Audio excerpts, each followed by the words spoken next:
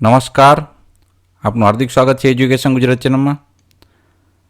આજે આપણે ગુજરાતી જે કહેવત છે અને એ કહેવતનો અર્થ આ વિડીયોના માધ્યમથી શીખવાના છે, જે તમારે અગાઉ આવનારી પરીક્ષા માટે અગત્યના બની રહેશે. તો ચેનલ પર વિડીયો આવે તો તમને એને લાઈક કરવાનું ભૂલતા નહીં, ચેનલ સબસ્ક્રાઈબ કરવાનું ભૂલતા નહીં. સૌથી પહેલાં આપણે કહેવતના અર્થમાં છે, ભસતા કૂતરા કરડે નહીં. તો જે કૂતરા ભસતા હોય તે કરડતા નથી. સૂકા ભેગું લીલું બળે, એટલે એનો અર્થ શું થાય કે હલકા માણસોની સંગથી સારા માણસો પણ આપત્તિનો ભોગ બને. ત્યારબાદ ક્યાં રાજા બોજ ને ક્યાં, એટલે કે બંનેના ગુણમાં સહેજ પણ ગાંગો તેલી સરખામણી ન થઈ શકે, એમ કહેવાય છે. વખાણેલ ખીચડી દાંતે વળગે, એટલે કે ઘણી વાર વખાણી એ જ વસ્તુ કે વ્યક્તિ ખરાબ નીકળે. ત્યારબાદ ઝાઝા હાથ રળિયામણા, એટલે કે ઘણા માણસો સાથે મળી કામ ઉપાડે તો તે કામ ઝડપથી અને સારું થાય છે. સવા શેર સૂંઠ ખાવી, એટલે કે તાકાત હોવી.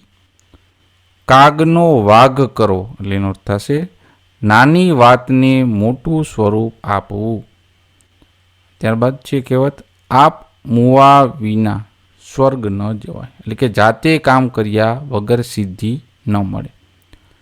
દશેરાએ ઘોડું ન દોડવું, એટલે કે ખરા સમયે જ ઉપયોગમાં ન આવવું. કાળા અક્ષર ભેંસ બરાબર, એટલે કે અભણ અજ્ઞાની હોવું. રામ રાખે તેને કોણ ચાખે, એટલે કે પ્રભુ રક્ષા કરે તેને કોઈ નુકસાન પહોંચાડી શકે નહીં. પછી ઘરડી ઘોડી લાલ લગામ, એટલે ઘડપણમાં પણ શૃંગાર કરવો. અતિ લોભ એ પાપનું મૂળ, એનો અર્થ થાય છે સર્વ અનિષ્ટોનું મૂળ લોભ છે. મન હોય તો માળવે જવાય, એટલે કે પ્રબળ ઈચ્છા હોય તો સફળ થવાય. ખાલી ચાણો વાગે ઘણો, એટલે કે અલ્પજ્ઞાની વિદ્વાનોનો ડોળ કરે. પ્રાણ અને પ્રકૃતિ સાથે જાય, એટલે કે સ્વભાવમાં બદલાવ ન આવવો. ભણ્યો પણ ગણ્યો નહીં, એટલે કે અનુભવ વગરનું માત્ર પુસ્તકિયું જ્ઞાન. જાગ્યા ત્યારથી સવાર, એટલે કે દોષ સમજાય કે તરત જ છોડવો. પારકી આશા સદા નિરાશા, એટલે એનો અર્થ થાય છે કે બીજા ઉપર આધાર રાખવો નકામો. આંગળીથી નખ વેગળા, એટલે કે પારકા પોતાના ન બને. ઘરની બિલ્લી મારાથી મ્યાવ, એટલે કે પોતાના આશ્રિત વિરોધમાં જ જાય. ડુંગરા દૂરથી રળિયામણા, એટલે કે પરિચય વિનાનું દૂરથી સારું લાગે. 10 આંગળીઓ ઘીમાં, એટલે ખૂબ લાભ થવો. ધોબીનો કૂતરો નહીં ઘરનો ને નહીં ઘાટનો, એટલે કે બંને પક્ષને સારું લગાડવા જતાં સમૂળમાં ગા ફેંકાઈ, એટલે કે સમૂળ ગા ફેંકાઈ ગયા, લોકો એમાંથી ફેંકાઈ જાય. દીકરીને ગાય દોરે ત્યાં જાય, એટલે કે દીકરીને ગાયને બીજાથી ઈચ્છા મુજબ જ વર્તવાનું હોય છે. જેવી દ્રષ્ટિ તેવી સૃષ્ટિ, એટલે કે જેવા પોતે તેવા બીજા. બાપ તેવા બેટાને વળે તેવા ટેટા, એટલે કે પુત્રના લક્ષણ પારણામાં જ હોય. ન બોલ્યામાં 9 ગુણ, એટલે કે બોલીને વધુ ઝઘડો થાય એના કરતાં ચૂપ રહેવું સારું છે. ગાજ્યા મેં વરસે નહીં, એટલે કે બોલે તે કાંઈ ન કરે. આગ લાગે ત્યારે કૂવો ખોદવો, એટલે કે મુશ્કેલી આવે ત્યારે તેનો ઉપાય શોધવાથી અર્થ ન સરે. કીડીને કણ ને હાથીને મણ, એટલે કે જેને જેવું જોઈ તેવું મળી રહે છે. ઘર બાળીને તીર્થ કરવું, એટલે કે સંપત્તિ વેડફીને મજા કરવી. દીવા પાછળ અંધારું, એટલે કે પ્રસિદ્ધિ પિતા પાછળ નામ ડૂબાડનાર સંતાન પાકે. પેટે પાટા બાંધો, એટલે ખૂબ કસરત કરવી. ત્યારબાદ છે કૂવામાં હોય તો અવાડામાં આવે, એટલે કે મૂળમાં હોય તે બહાર આવે. મન હોય તો માળવે જવાય, ઈચ્છા હોય તો બધું થાય. 7 સાંધે ત્યાં 13 તૂટે, એટલે કે આવક કરતાં જાવક વધી જવું. હાથના કર્યા એ વાગ્યા, એટલે કે પોતાની ભૂલનો પોતે જ ભોગ બનવું. પાકે ગળે કાંઠા ન ચડે, એટલે કે અમુક વખત વીતી ગયા પછી પરિસ્થિતિ ન સુધરે. દુકાળમાં અધિક માસ, એટલે કે અનેક આફતોમાં વધુ એક આફત. બાંધી મુઠ્ઠી લાખની, એટલે કે વાત જે છે એ ગુપ્ત રહે ત્યાં સુધી મહત્વની, પ્રગટ થયા પછી તેની કિંમત નહીં. ચોર કોટવાલને દંડે, એટલે કે શેઠ માણસ ન્યાયની વાત કરે. જનસેવા એ જ પ્રભુ સેવા, એટલે કે માનવીની સેવા એ જ સાચી પ્રભુ ભક્તિ. મોરના ઈંડા ચિતરવા ન પડે, એટલે કે હોશિયાર માતા પિતાના સંતાનોમાં જે ગુણ છે એ આવે છે. ઉતાવળે આંબા ના પાકે, એટલે કે ઉતાવળ કરવાથી સારું કામ થાય નહીં. ત્યારબાદ છે કહેવતમાં, દૂધનો દાજિયો છાશ ફૂંકીને પીવે, એટલે એકવાર કડવો અનુભવ થયા પછી ખૂબ સાવચેતીપૂર્વક વર્તવું.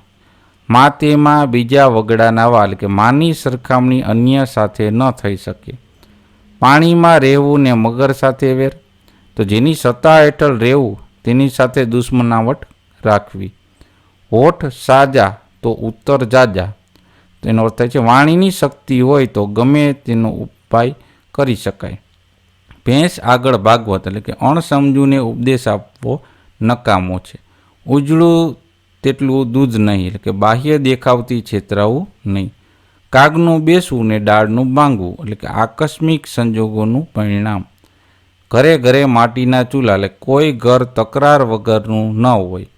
મુખમાં રામ ને બગલમાં છુરી, એટલે કે દંભી માણસ બહારથી સારો પણ મનનો મેલો હોય. પાડાને વાંકે પખાલીને ડામ, એટલે કે જેનો વાંક હોય તેના બદલે બીજાને શિક્ષા કરવી. ચાલતા બળદને આડ કોસવી, એટલે કે કામ કરતા માણસને ખોટી સતામણી કરવી. ચમત્કાર વગર નમસ્કાર નહીં, એટલે કે શક્તિનો પરચો બતાવીએ તો જ સામો વ્યક્તિ નમતું આપે છે.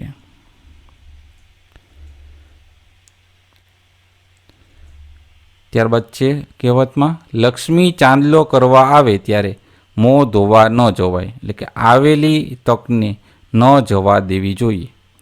જીવતો નર ભદ્ર પામે, એટલે કે જીવતો માણસ ગમે ત્યારે પ્રગતિ કરે. ગામના મોઢે ગણનું ન દેવાય, એટલે કે લોકજીભ તો ગમે તે બોલે. રાત થોડી ને વેશ જાજા, સમય થોડો ને કામ વધુ. ઊંટના 18 અંગ વાંકા, એટલે કે નબળા માણસમાં મર્યાદાઓ ઘણી. કૂતરાની પૂંછડી વાંકીને વાંકી, એટલે પ્રાણ અને પ્રકૃતિ બદલાય નહીં. આંખનું કાજલ ગાલે ઘસવું, એટલે કે મૂર્ખાઈ રજૂ કરવી. પગની મોજડી કંઈ માથે ન મુકાય, એટલે કે વિવેકપૂર્ણ અને ઉચિત કાર્ય કરવું. ઉપર આભ ને નીચે ધરતી, જેને કોઈનો આધાર નથી તે. ફરતે તે ચરે બાંધ્યો ભૂખે મરે, એટલે કે પુરુષાર્થ વિના બેસી જેનાર જે રહેનાર, અહીંયા બેસી રહેનાર, બરાબર, સુખી થતા નથી.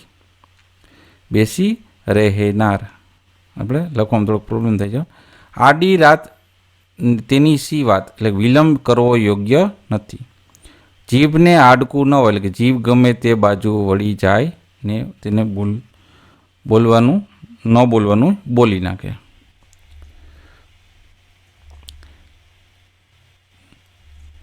અગ્નિને ઉદય ન લાગે, એટલે કે અગ્નિની માફક શુદ્ધ છે, તેને ડાઘ લાગતો નથી. કાંટા વગરનું ગુલાબ ના હોય, એટલે કે સુખ સાથે દુઃખ હોય જ.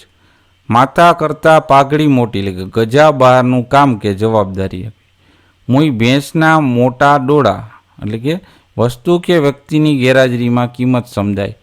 તરતદાન મહાપુણ્ય, એટલે કે ધર્મના કામમાં ઢીલ સી. કાળા કાળા મનકોડા ને રાતી રાતી જીમલ, એટલે કે તદ્દન નિરક્ષર હોવું. સ્ત્રીની બુદ્ધિ પગની પાની, એટલે કે સ્ત્રીને લાંબી સમજ ન હોય. આગી મૂક્યો 100 વર્ષ જીવે, એટલે કે આપતીમાં બચી જાય પછી વાંધો નથી. કંઈ પણ આપત્તિ, એટલે કે પ્રાકૃતિક આપત્તિની વાત કરે છે. ઉત્તરિયા અમલદાર કોડીનો, એટલે કે સત્તા ગુમાવ્યા પછી અધિકારીનું માન સચવાતું નથી. પોથીમાંના રીંગણા, એટલે કે મિથ્યા ઉપદેશ આપવો. પાઘડીનો વળછેડ એટલે કામના પરિણામથી કામ પરખાય.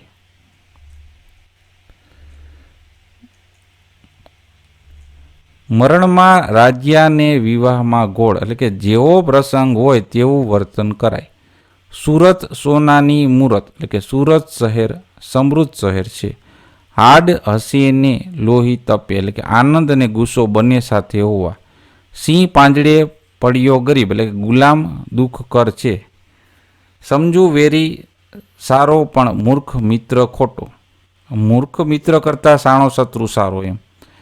શેરડી ભેગો એરંડો પાણી પીવે એટલે એકની સાથે બીજું પણ લાભ પામે. કાષ્ટની હાંડલી એકવાર જ ચૂલે ચડે એવું કામ કે જે એકવાર જ થઈ શકે. કશુકા ખંડીએ ચોખા ન મળે એટલે કે નિરર્થક પુરુષાર્થને વેડફ્યા નહીં. કાગડાની કોટે રતન બાંધ્યું એટલે કજોડું થયું. ખાતરના ગાડા સાથે ચોપદાર ન શોભે એટલે કે ચીજવસ્તુની સાચવણી માટે વિવેક દાખવવો. ભેંસ ભાગોળે ને છાસ છાગોળે એટલે અગાઉથી આશા રાખવી કંઈ પણ. વસુ વિના નર પશુ એટલે કે લક્ષ્મી વિનાના માણસ પશુ સમાન છે. પ્રથમ ગ્રાસે મક્ષિકા એટલે કે શુભ પ્રસંગોમાં જે શુભ કામ છે એમાં આરંભમાં જ વિઘ્ન આવવું. મિયા બીબી રાજી તો ક્યાં કરેગા કાજી એટલે કે બે વ્યક્તિઓ એક હોય તો ત્રીજા શું કરે. 16 એટલો સાથરો તાણો એટલે કે શક્તિ પ્રમાણે કામ કરવું. પેટનો બળિયો ગામ બાળે એટલે કે પોતાના દુઃખ સૌને દુઃખમાં નાખે. ભાવતું હતું તે વેદે કહ્યું એટલે કે પોતાને ગમતું હોય તે જ હિત કરનાર પણ સૂચવે. પારકે ભાણે મોટા લાડુ એટલે કે પોતાના કરતાં બીજાનું સારું લાગવું.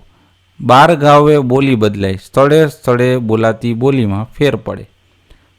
સોની ના 100 ને લુહારનો 1 એટલે કે નાનો પ્રયત્ન કરવા કરતાં એક મોટો પ્રયત્ન સારો. લાલો લાભ વગર લોટે નહીં એટલે કે લોભી માણસ સ્વાર્થ સાધવા અનેક પ્રયત્નો કરે. સોના કરતાં ઘડામણ મોંઘું એટલે મૂળ વસ્તુ કરતાં તેનો ખર્ચ વધારે.